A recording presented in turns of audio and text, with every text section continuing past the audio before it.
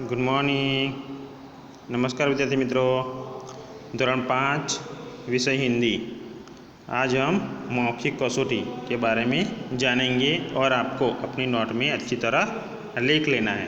तो प्रश्न 1 है, निम्नलिखित प्रश्नों के उत्तर दीजिए। तो आपको निम्नलिखित प्रश्नों के उत्तर देने हैं। तो पहला प्रश्न है कि नन्हा राही धूप में क्या बहाएगा। तो हमने नन्हा राही काव्य देख लिया है। तो उसमें जो नन्हा राही जो छोटा सा बच्चा है वो क्या करता है, धूप में क्या बहाना चाहता है। तो नन्हा राही धूप में पसीना बहाना चाहता है। सूरज निकलने पर पक्षी क्या कर रहे हैं।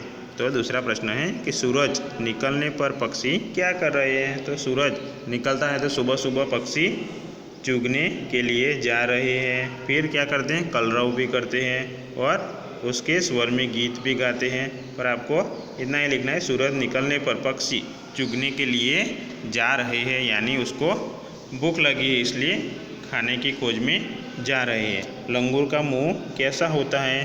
तो लंगूर का मुंह काला होता है। राम सीता और लक्ष्मण कहाँ गए। राम सीता और लक्ष्मण वन में गए। राम को देखकर भरत ने क्या किया। तो राम को देखकर भरत राम के चरणों में गिर पड़े और क्षमा याचना करने लगे कि मुझे माफ़ कर दीजिए। आगे प्रश्न 2 में यातायात के साधन के नाम हमने पहले पाठ में देखा कि यातायात जो चित्रपाठ है उसके हिसाब से आपको नाम लिखने हैं।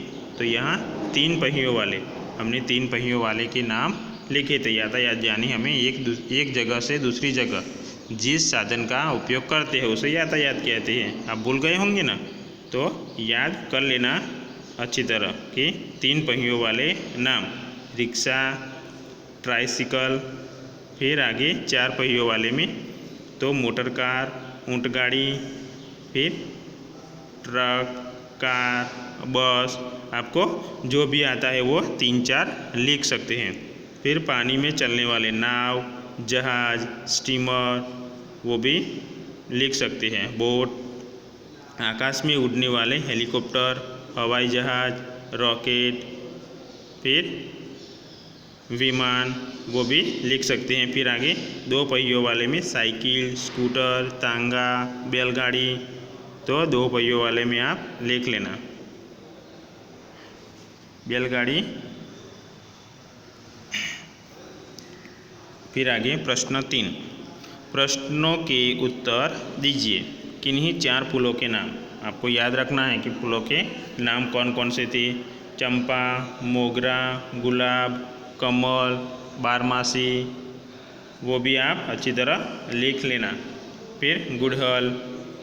फिर आगे गेहूँ, बाजरी, ज्वार को हिंदी में बोलिए।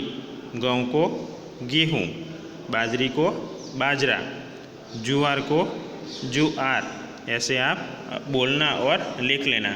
रसोई घर के साधनों के नाम बोलिए। हमने रसोई घर का पाठ भी पढ़ा, उसमें रसोई घर के बहुत सारे साधन हैं, तो आप वो याद करके लिख सकते हैं। तो थाली, पतीली, कहाड़ी, फिर पौनी, चूल्हा, कुकर, फिर गिलास, प्याला वो भी आप जो भी आपके घर में साधन हैं वो बर्तन के नाम लिख सकते हैं। इन्हें गुजराती में क्या कहेंगे। देखो यहाँ हिंदी शब्द दिए गए हैं, कमल, कनेर, गुड़हल और गेंदा। तो इसे हम गुजराती में क्या कहेंगे। तो कमल, कमल यानी कमल, फिर कनेर यानी करण, फिर गुड़हल यानी जासूद, फिर गलगोटो तो गेंदा। इस प्रकार आप लिख लेना। निम्नलिखित शब्दों का विरोधी शब्द देकर वाक्य में प्रयोग कीजिए। आपको क्या करना है कि वाक्य में प्रयोग करना है। तो विरोधी शब्द भी लिखना है और वाक्य में प्रयोग भी करना है। सुबह, सुबह का क्या आता है विरोधी शब्द। तो शाम। तो सुबह के सामने आपको शाम लिखना है। फिर नीचे वाक्य प्रयोग करके लिखना है कि सतीश सुबह में आने वाला था लेकिन वह शाम को आया। ऐसे वाक्य प्रयोग आपको बनाने हैं कि सतीश सुबह में आने वाला था लेकिन वह शाम को आया। अब दूसरा है सूखा तो गीला। तो वाक्य प्रयोग लिखना, मुझे सूखी मिट्टी की ज़रूरत थी लेकिन वह गीली थी।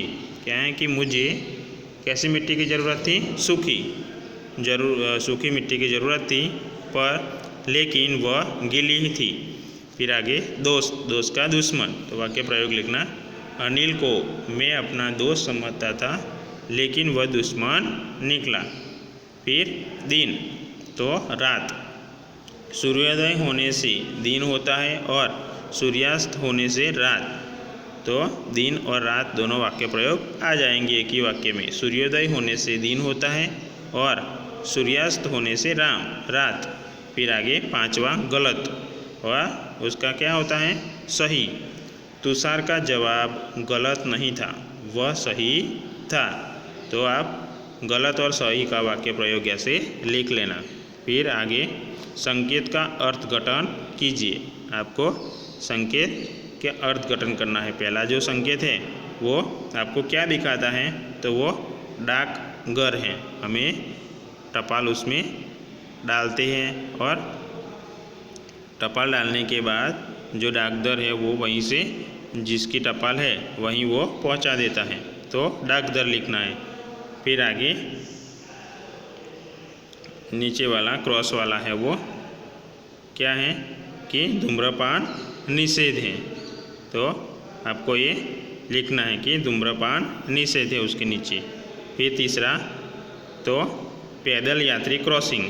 हम जो ज़ेब्रा क्रॉसिंग ऐसा होता है तो वो क्या है कि हमें पैदल यात्री क्रॉसिंग जो पैदल यात्री हैं तो वह वहीं से क्रॉसिंग कर सकते हैं। फिर आगे चौथा आगे बम्प है तो गाड़ी हम धीमी कर देते हैं बम्प के कारण। तो आगे क्रियात्मक कसौटी उसमें ये क्रियात्मक कसौटी है वो विद्यार्थी मित्रों हम बाद में उसका वीडियो बना देंगे। आपको ये मौखिक कसौटी है उसका अपनी नोट में अच्छी तरह लिख लेना है। क्रियात्मक कसौटी का वीडियो हम कल बना देंगे और आपको लिख लेना है। तो मौखिक कसौटी पे आपकी अपनी नोट में आप लिख लेना अच्छी तरह। अस्तु।